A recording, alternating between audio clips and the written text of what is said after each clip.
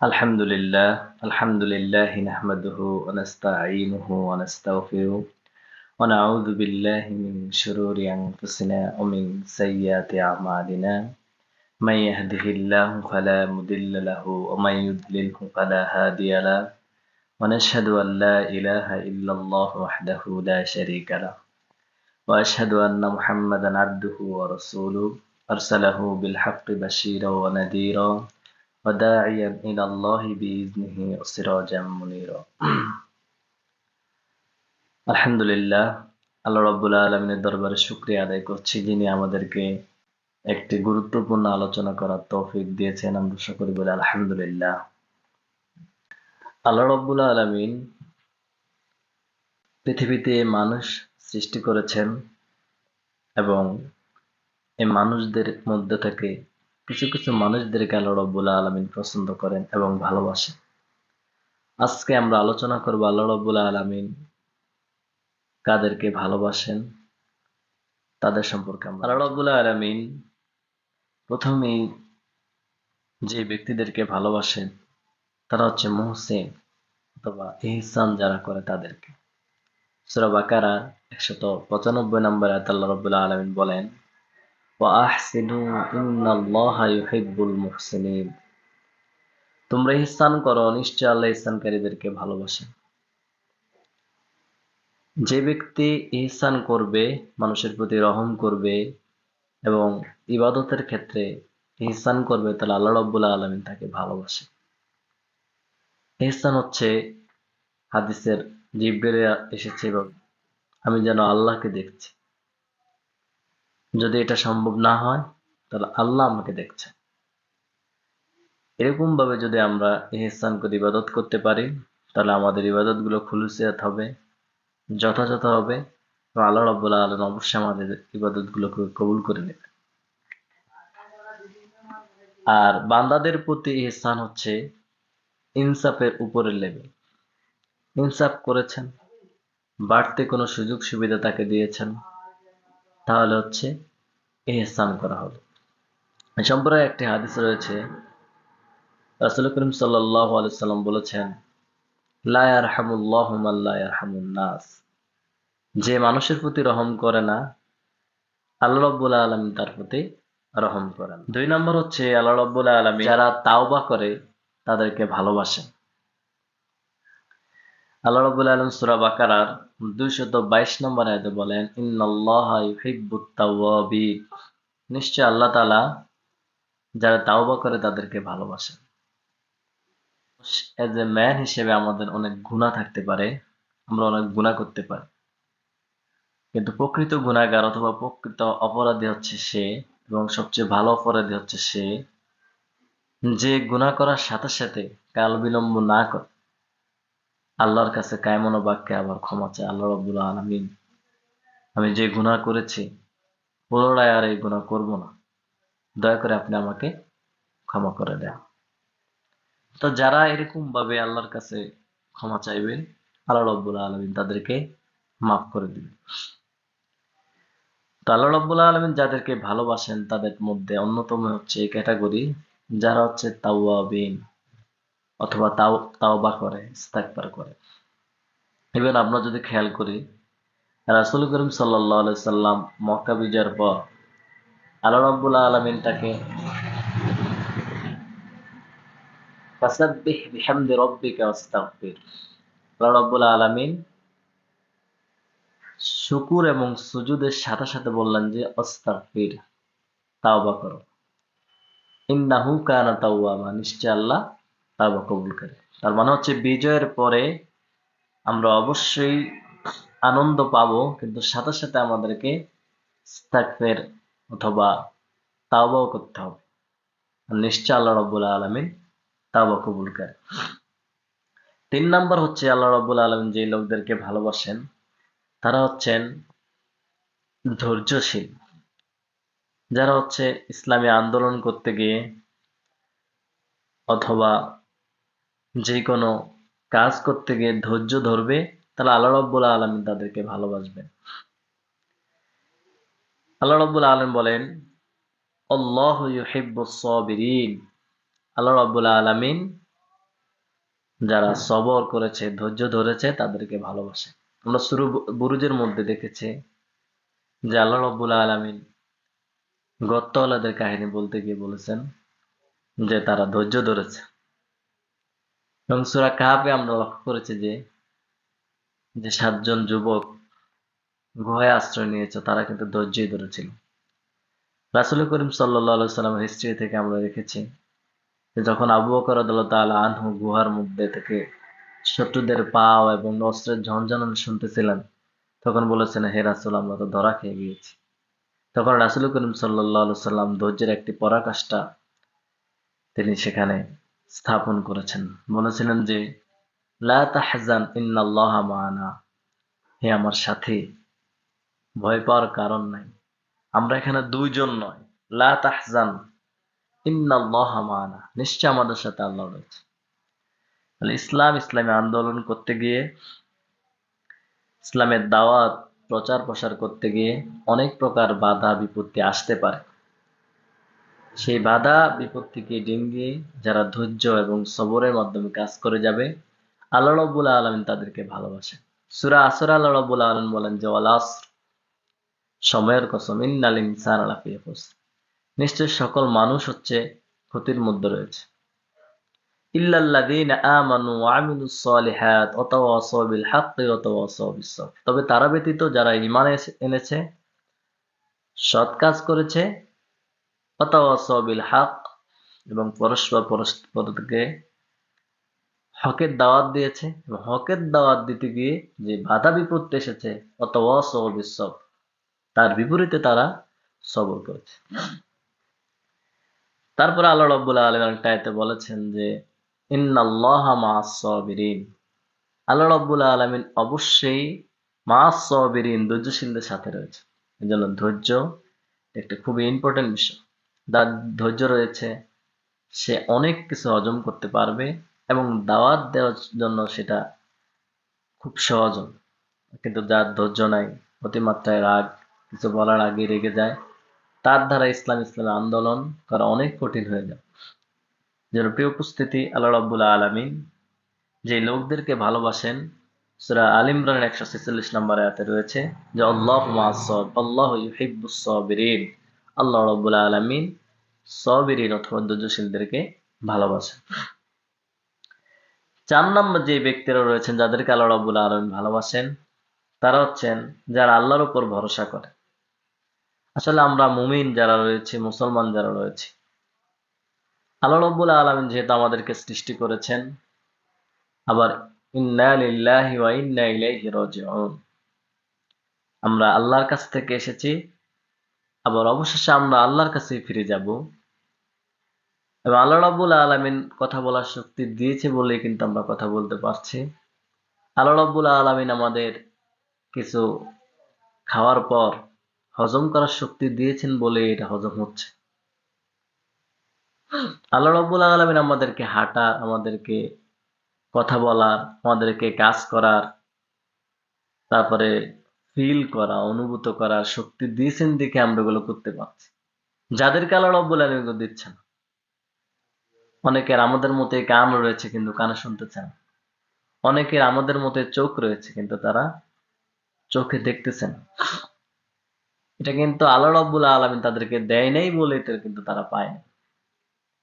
তো আল্লাহ রাব্বুল আলামিন বললেন যে ফাতাওয়াক্কাল আলাল্লাহ ইন্নাল্লাহা ইউহিব্বুল মুতাওয়াক্কিলিন, আল্লাহর প্রতি যারা ভরসা করে, নিশ্চয় আল্লাহ তার উপর ভরসাকারীদেরকে ভালোবাসেন। তাহলে আমরা সব সময়, আমরা যে কোনো কাজ করতে যাব, এই কাজের আমাদের একমাত্র অভিভাবক হচ্ছে আল্লাহ। ভরসা একমাত্র আল্লাহর উপর হবে, কোনো বস্তুর উপর, কোনো লোকের উপর ডিপেন্ডিং হওয়া যাবে না। ডিপেন্ডিং একমাত্র হচ্ছে আল্লাহ। আমার একটা কলম আছে, আমার একটা খাতা আছে, আমার হাত আছে, আমার সবকিছু নিয়ে যদি আমি এখন লেখা শুরু করতে যাই, এখন যদি আল্লাহ রাব্বুল আলামিন আমাকে শক্তি দেয়, তাহলে কিন্তু আমি লিখতে পারবো। আমার খাতা আছে, কলম রয়েছে, আমি নিজে রয়েছে, এবং ওই যে সাবজেক্টটা লিখবো ওই সাবজেক্টটা আমি পারি। আল্লাহ রব্বুল আলামিন যদি আমাকে না শক্তি দেন তাহলে আমি কিন্তু এটা লিখতে পারবো না। যেন প্রিয় উপস্থিতি, এই লেখার জন্য অবশ্যই আমাদেরকে আল্লাহ রব্বুল আলামিনের উপর ভরসা রাখতে হবে। এজন্য একটা কথা রয়েছে যে ভরসা রাখুন আল্লাহ, ভরসা অন্য কোনো বস্তুর উপর ভরসা রাখার আমাদের কোনো মানে হয় না।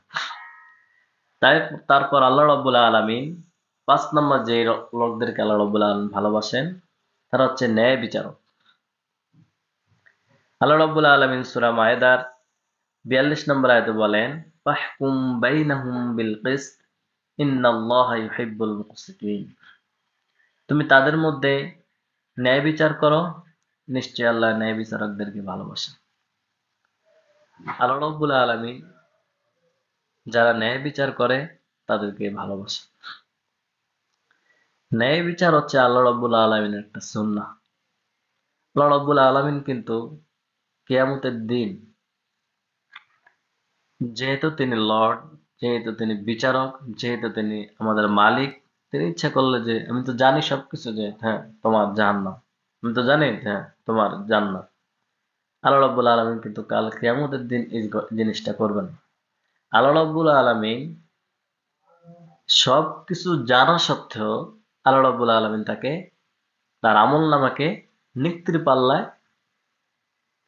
মাপবেন যে সে কতটুকু সওয়াব করেছে আবার কতটুকু গুনাহ করেছে।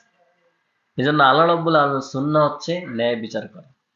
ফামান ইয়ামাল মিথকালা যাররাতিন খায়রান ইয়ারা ওয়া মান ইয়ামাল মিথকালা যাররাতিন শাররান ইয়ারা। কেউ যদি অনুপরিমাণ ভালো কাজ করে সে তাও দেখতে পাবে, কেউ যদি অনুপরিমাণ খারাপ কাজ করে সে তাও দেখতে পাবে। আল্লাহ রাব্বুল আলামিন যখন বলবেন যে ইকরা কিতাবাক কাফা বিনাফসিকা আল-ইয়াওমা আলাইকা হাসিবা, পড়ো তোমার কিতাব, আজকে হিসাব গ্রহণ করার জন্য তুমি নিজেই যথেষ্ট। তখন আল্লাহ রাব্বুল আলামিন এর এই ঘোষণা শোনার পর যখন অপরাধী তার কিতাবকে পাঠ করে, সে সাথে সাথে বলবে মা লি হাযাল কিতাব, এটা কেমন কিতাব আমাকে ধরিয়ে দেওয়া হলো। লা ইগাদিরু সগীরাতাও ওয়ালা কাবীরাতান ইল্লা আহসাহা, যে কিতাবে কোনো বড় এবং ছোট কোনো পরিমাণ কিছু বাদ যায়। তো প্রিয় উপস্থিতি, ন্যায় বিচার কিন্তু আল্লাহ রাব্বুল আলামিন নিজের একটি সুন্নাহ। হাদিসে রয়েছে যে আল্লাহ রাব্বুল আলামিন কাল কিয়ামতের দিন যে ৭ শ্রেণীর লোকদেরকে তার আরশের নিচে ছায়া দিবেন, এর মধ্যে অন্যতম একটা শ্রেণী হচ্ছে ইমামুন আদিল, যারা ন্যায় বিচার করেছে, ন্যায়পরায়ণ বাদশা।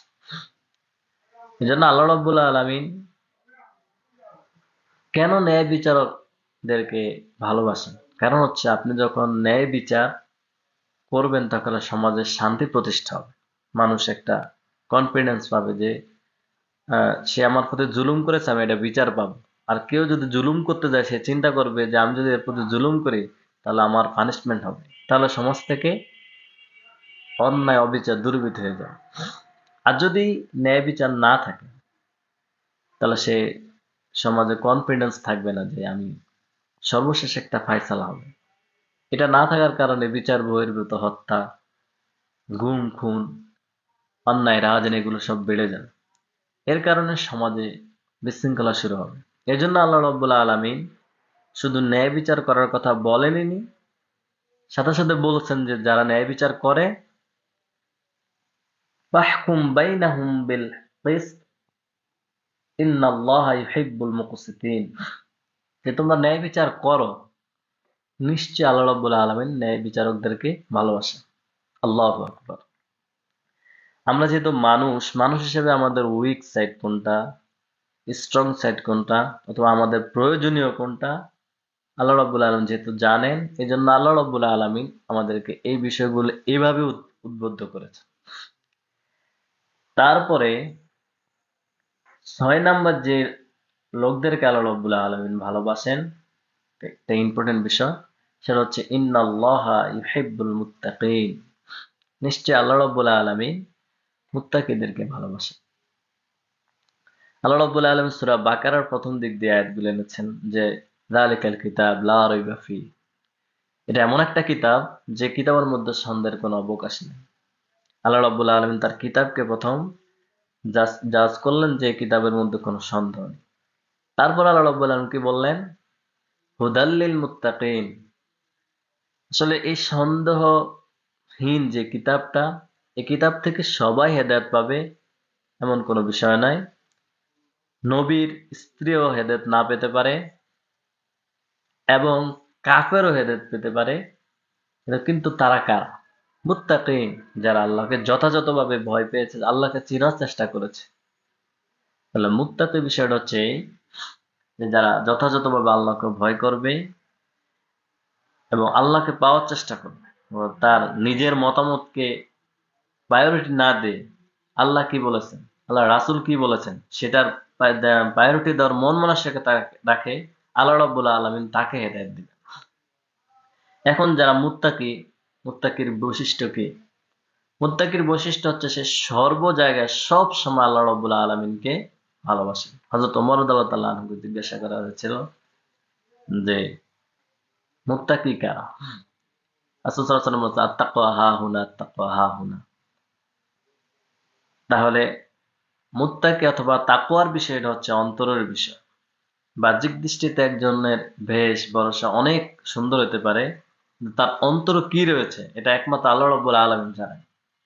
সেটা হচ্ছে যে একজন লোক, তার বেশভূষ একটু অন্যরকম হইতে পারে, কিন্তু সে যখন মুত্তাকি হবে তখন তার ভেষ দেখলে, তাকে দেখলে একটা মানুষের মধ্যেই আসে পড়বে যে না, এই লোকটা মুত্তাকি। আবার যখন একটা লোক শুধু দেখানোর জন্য ভেষ ধরবে, তখন তাকেও চেনা যাবে যে আসলে এই লোকের মধ্যে সমস্যা রয়েছে।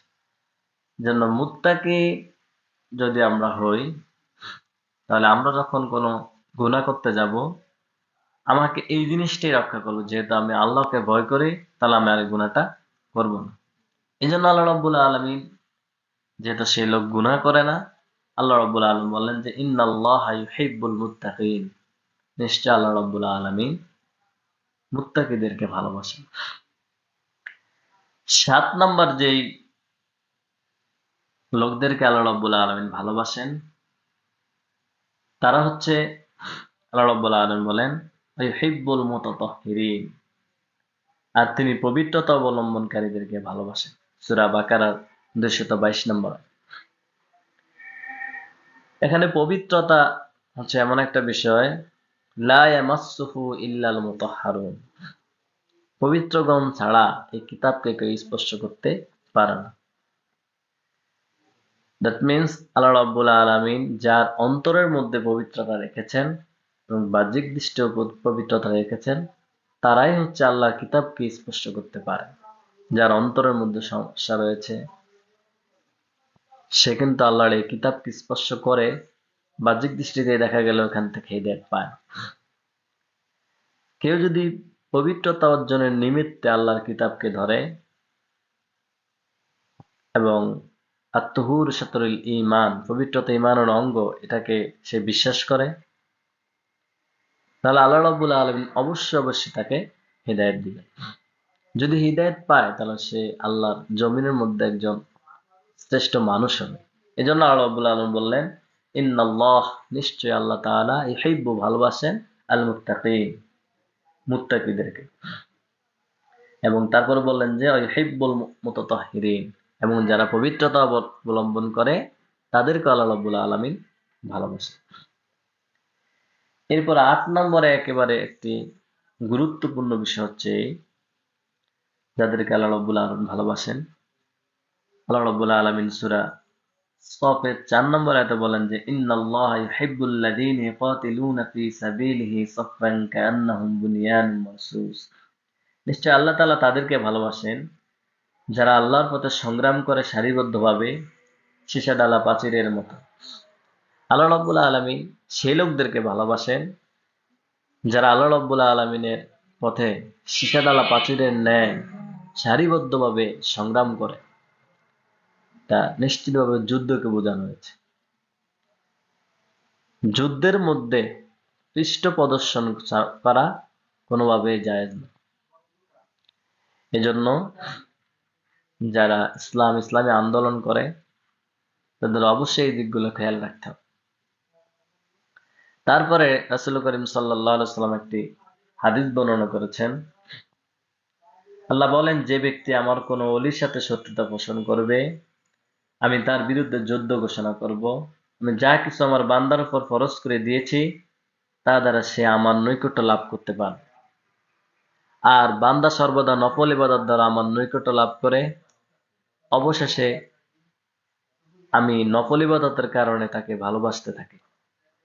এমনকি আমি তার কান হয়ে যাই, যা দ্বারা সে শুনতে পায়।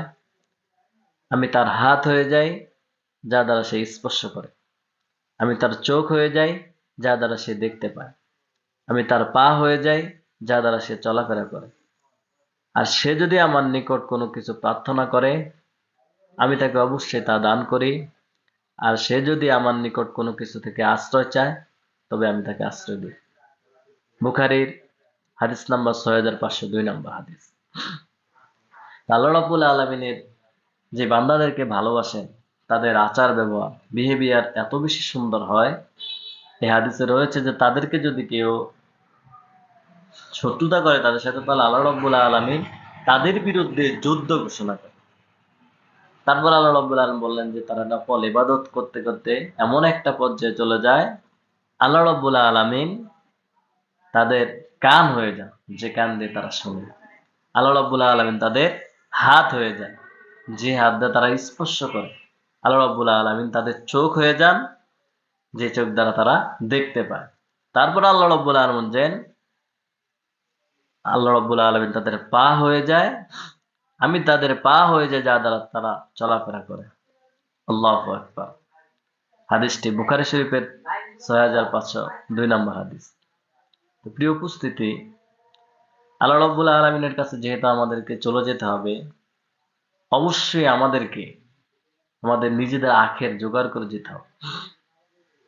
এই পৃথিবীতে আল্লাহ রাব্বুল আলামিন আমাদেরকে প্রেরণ করেছেন, আবার অবশ্যই অবশ্যই আমাদেরকে আল্লাহ রাব্বুল আলামিন ডাকে সাড়া দিয়ে চলে যেতে হবে।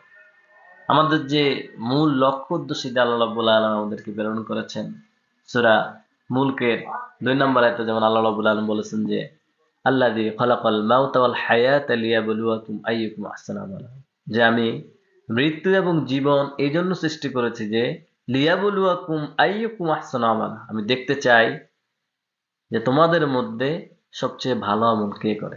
তো প্রিয় উপস্থিতি, আমাদেরকে আল্লাহ রাব্বুল আলামিন যে লোকদেরকে ভালোবাসেন, সেই লোকদের মধ্যে শামিল হতে হবে এবং আমাদের এই দুনিয়া থেকে আমরা যেন আখেরাতে আল্লাহর দেওয়া সর্বোচ্চ জান্নাত, জান্নাতুল ফেরদাউস পেতে পারি। আল্লাহ রাব্বুল আলামিন আমাদেরকে সেই তৌফিক দান করুন। আমিন। ওয়া আখিরু দাওয়ানা আলহামদুলিল্লাহি রাব্বিল আলামিন। আসসালামু আলাইকুম ওয়া রাহমাতুল্লাহি ওয়া বারাকাতুহু।